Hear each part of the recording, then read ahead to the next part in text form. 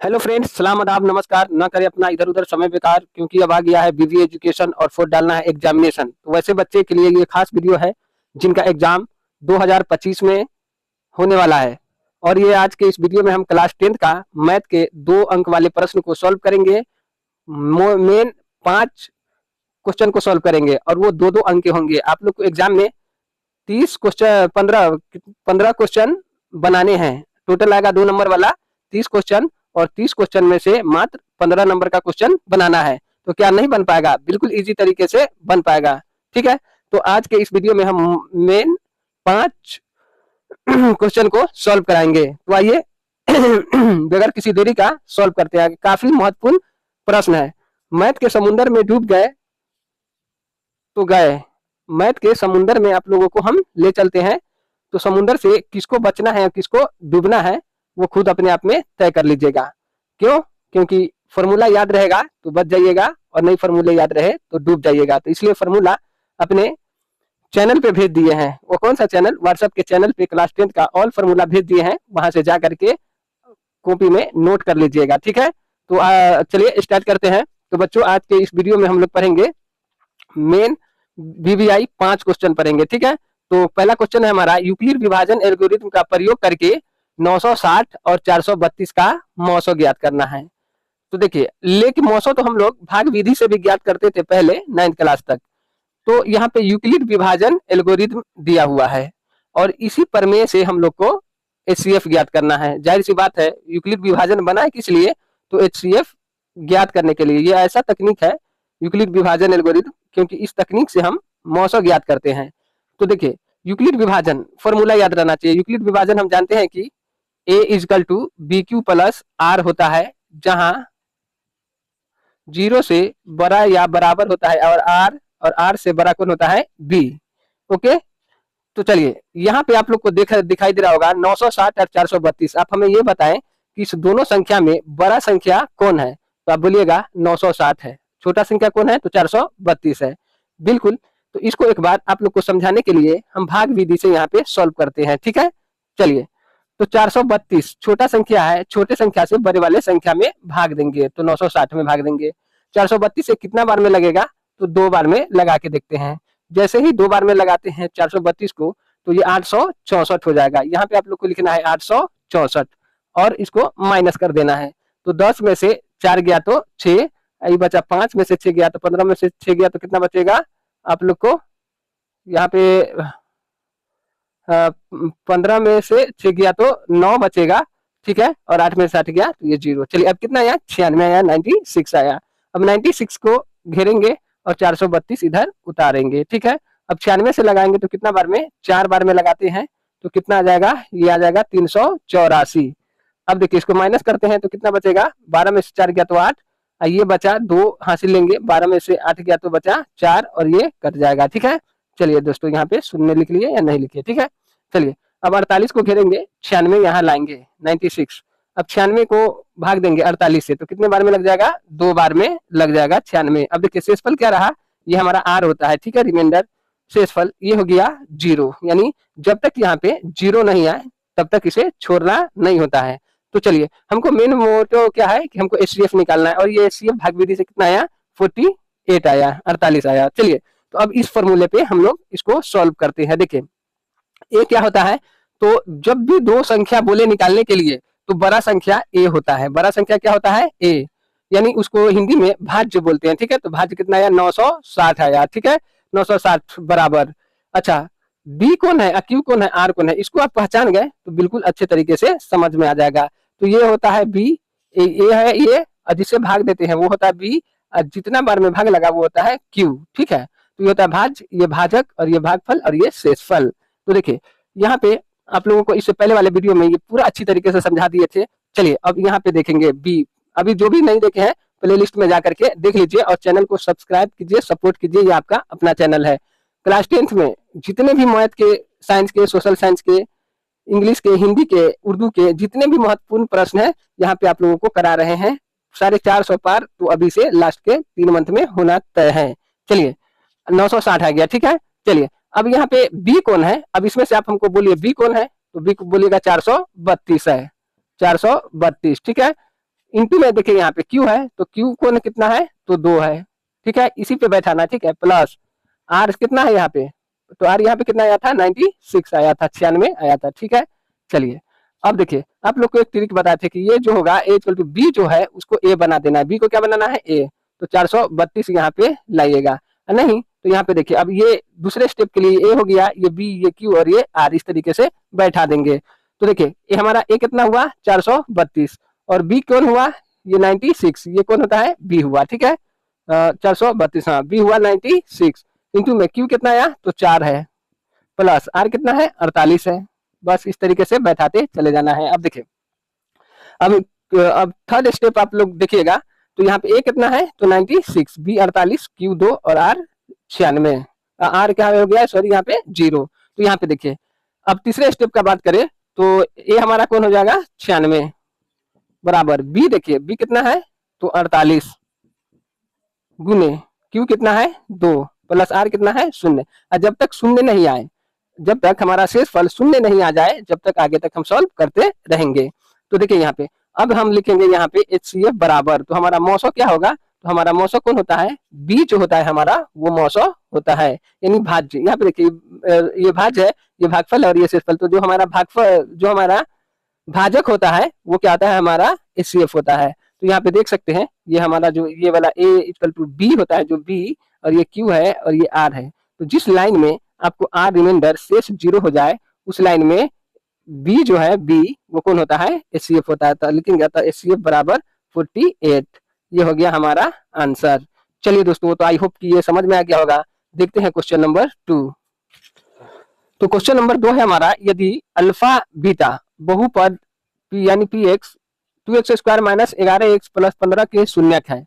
कहने का मतलब एक हमारे पास बहुपद दिए हुआ है और बहुपद के शून्यक बोल रहे हैं कि अल्फा और बीटा है, तो 1/अल्फा प्लस 1/बीटा का मान ज्ञात कीजिए। चलिए दोस्तों, इसको बिल्कुल आसानी तरीके से सॉल्व करेंगे, पूरा भेजा में भेज देंगे, ठीक है, घबराने की कोई बात नहीं है। चलिए, बिल्कुल देखने में लग रहा है आप लोग को पता नहीं किस तरीके से, बिल्कुल आसान तरीके से बताते हैं आपको। देखिए बोला यदि अल्फा और बीटा बहुपद के क्या है, बहुपद इतना के शून्यक है, अल्फा और बीटा क्या है, बहुपद के शून्यक है, तो 1/अल्फा प्लस 1/बीटा का मान ज्ञात कीजिए, ठीक है। चलिए पहले हम बहुपद लिख लेते हैं, सॉल्यूशन इसका करते हैं। तो हमारे पास बहुपद दिया हुआ है, बहुपद यानी px बराबर है 2x² माइनस 11x प्लस 15, ये वाला, ठीक है, 2x² माइनस 11x प्लस में क्या है, 15 है। तो यहाँ पे अल्फा और बीटा का मान यहाँ पे हम लोगों को दिए हुआ है, ठीक है। अल्फा और बीटा क्या है, बहुपद के शून्यक है। तो हम जानते हैं दोस्तों कि alpha plus beta, alpha plus, यहाँ पे देखिए अल्फा प्लस बीटा बराबर कितना होगा, तो माइनस b/a होगा, माइनस b/a होगा। अल्फा प्लस बीटा क्या होगा, तो माइनस b/a होता है, माइनस b/a होता है। फॉर्मूला याद रखिएगा, अल्फा प्लस बीटा बराबर माइनस b/a होता है। इसको सॉल्व करेंगे तो माइनस का माइनस, और यहाँ पे देखिए ए बी सी, तो b कितना है हमारा, -11 है, तो -11 बटे में, और यहाँ पे a कितना है, तो 2 है, कितना है, a कितना है, 2 है। लेकिन ये तो -11 यहाँ का माइनस है, फिर यहाँ का भी माइनस होना चाहिए, तो आप लोग को माइनस का 11 2 बार होना चाहिए, माइनस 2 बार है, ठीक है। और माइनस को माइनस से मल्टीप्लाई करेंगे तो क्या हो जाएगा, +11 बटे में 2। तो हम लोगों को समझ में आया कि अल्फा प्लस बीटा बराबर क्या आया, 11 बटे 2। और शून्यकों का गुणनफल होता है अल्फा इंटू बीटा बराबर c/a, अल्फा इंटू बीटा बराबर क्या होता है, c/a। तो यहाँ पे देखिए कि अल्फा इंटू बीटा बराबर c/a, तो ये होता है हमारा a, ये होता है b और ये होता है c। तो c क्या है, प्लस का 15 है। साइन को साथ में लीजिएगा, ओके, तो साइन का साथ में लेना है, तो कितना हो गया, 15 बटे में a कितना है, तो a हमारा यहाँ पे 2 है। तो यहाँ पे पता चला अल्फा इंटू बीटा बराबर क्या है, 15 बटे 2 है। अब देखिए तो यहाँ पे हमें दिया हुआ है, चूंकि 1/अल्फा प्लस बीटा का मान ज्ञात करना है, 1/अल्फा प्लस 1/बीटा इसका मान निकालना है, ठीक है। अब दोस्तों इसको पहले सॉल्व कर लेंगे। तो देखिए सॉल्व करने का ये क्या है, बटा का जोड़ जिस तरीके से बनाते हैं उसी तरीके से, ठीक है। अल्फा और बीटा का एलसीएम निकालिएगा तो क्या आएगा, अल्फा इंटू बीटा हो जाएगा, एलसीएम आपस में गुना हो जाता है, ठीक है। चलिए अब यहाँ पे क्या आ जाएगा, तो अल्फा प्लस बीटा, ऊपर क्या आ जाएगा, अल्फा प्लस बीटा आ जाएगा। या इस तरीके से देखिए, अल्फा को 1 से गुना करेंगे तो अल्फा, प्लस बीटा को 1 से गुना करेंगे तो बीटा, इंटू में अल्फा इंटू बीटा। ठीक है, अब इसको मान रख देते हैं। तो अल्फा प्लस बीटा का मान कितना सॉल्व किए थे, 11/2, 11/2। ठीक है, अल्फा प्लस बीटा कितना आया था, 11/2। अल्फा इंटू बीटा कितना आया था, 15/2, 15/2। और ये भाग का साइन यहाँ पे दे दीजिएगा, और ये जो बराबर लिखिएगा बिल्कुल सामने सामने, तो कितना आ जाएगा, अल्फा इंटू बीटा 15/2 आ जाएगा। ठीक है दोस्तों, अब इसे हम क्या करते हैं, सॉल्व करते हैं। जब भी आपको लिखा हो, याद रखिएगा a/b डिविजिबल बाई c/a। तो क्या करना है इस कंडीशन में, a/b को ऐसा ही लिख देना है, और यहाँ पे भाग है तो गुना का साइन, और नीचे का ऊपर, नीचे क्या है, डी रूप में हो तो डी हो जाएगा ऊपर, बटे में सी नीचे होगा, तो क्या होगा, AD बटे में BC, AD बटे में BC। इस बात को याद रखिएगा, इस तरीके से करिएगा। ठीक है, तो यहाँ पे देखिए 11/2 को 11/2 लिख दिए।